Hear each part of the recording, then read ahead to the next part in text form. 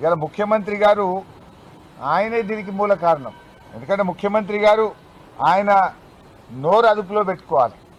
ఆయన మాట్లాడే భాష బజారు భాష, రెచ్చగొట్టే విధంగా ముఖ్యమంత్రి గారే మాట్లాడతారు. పేగులు తీసి మెడలు వేసుకుంటా, లాగులలో తొండలు జరగొట్టా అని పిచ్చి పిచ్చిగా ముఖ్యమంత్రిగా ఉండి రాగద్వేషాలకు అతీతంగా ప్రవర్తించాల్సిన ముఖ్యమంత్రే రెచ్చగొట్టే విధంగా మాట్లాడితే డెఫినెట్గా కింద మీ కార్యకర్తలు కూడా అట్లనే చేస్తారు కదా.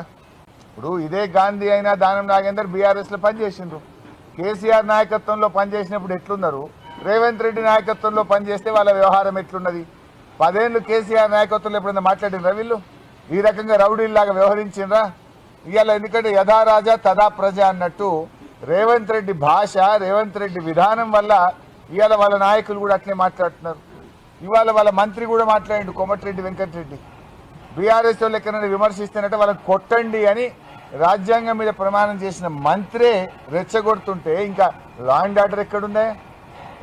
ఇవాళ రివ్యూ చేయాల్సింది ఫస్ట్ నిన్ను నువ్వు రివ్యూ చేసుకోవాలి, నీ మంత్రుల్ని రివ్యూ చేయాలి. నువ్వు చక్కగా లేవు ఫస్ట్.